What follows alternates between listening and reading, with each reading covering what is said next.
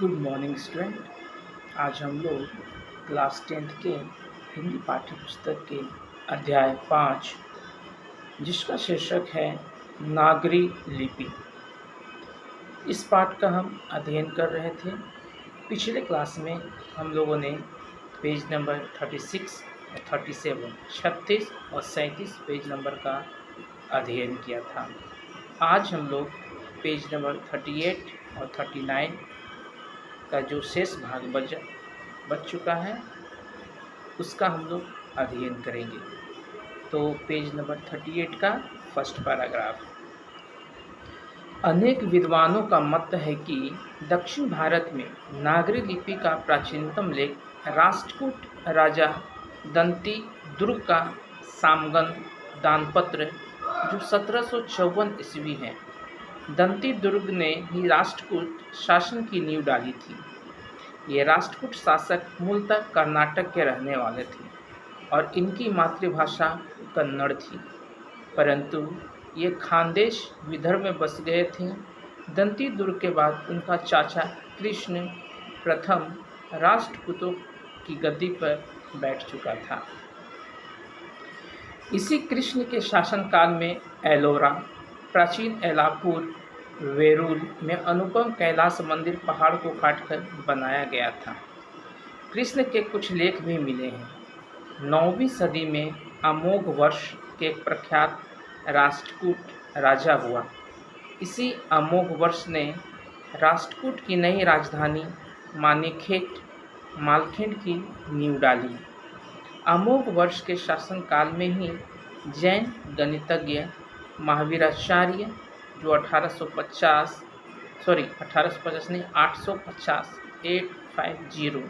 ईस्वी ने गणित शास्त्र संग्रह की रचना की थी।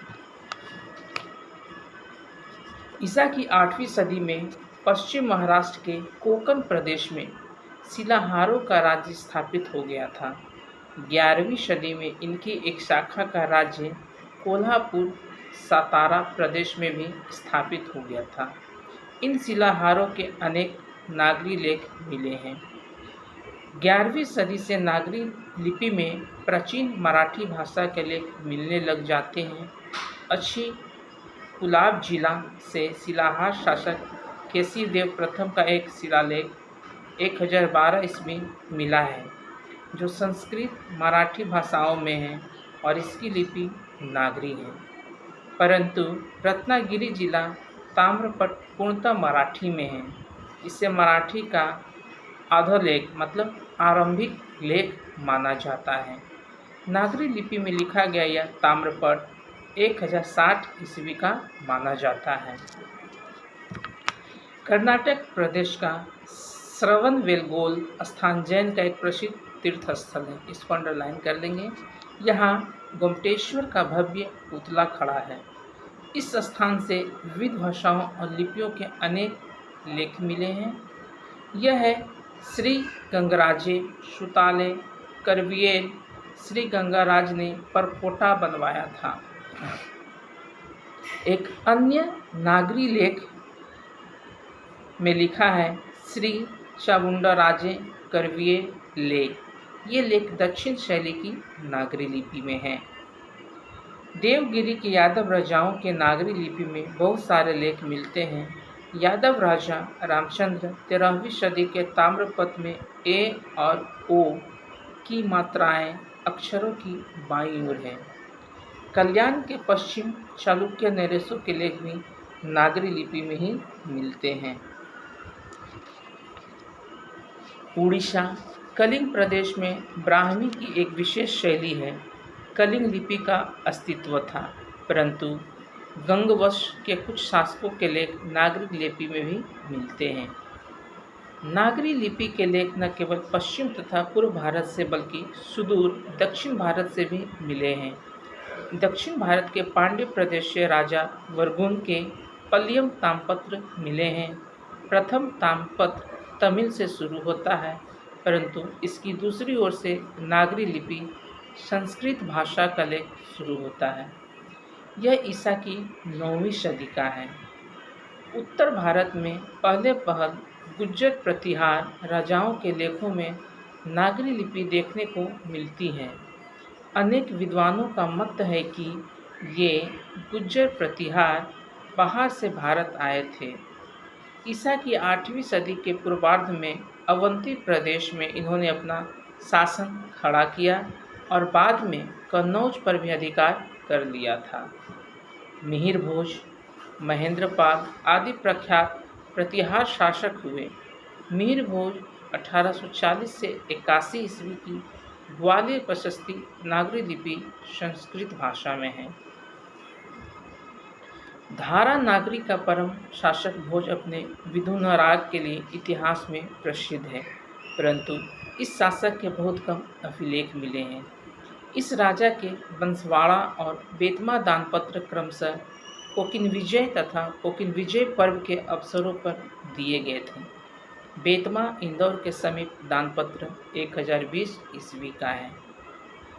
हमें आगे है इसी में बताया जा रहा है कि नगरी जो नगर से जुड़ा हुआ है, यानी नागरी लिपि के उदय के साथ भारतीय इतिहास एवं संस्कृति के एक नए युग का भी शुरुआत होता है। भारत इस्लाम के संपर्क में आता है और 13वीं सदी के इस्लाम शासकों का शासन आरंभ होता है। नए संप्रदाय अस्तित्व में आते हैं। अनेक प्रादेशिक भाषाएं जन्म लेती हैं। आरंभिक हिंदी साहित्य मिलने लगता है। इस काल की बहुत सारी हस्तलिपियाँ मिली हैं। हस्तलिपियाँ मतलब हाथ से लिखी हुई लिपियाँ। दक्षिण भारत में नागरी लिपि का प्राचीनतम लेख राष्ट्रकूट राजा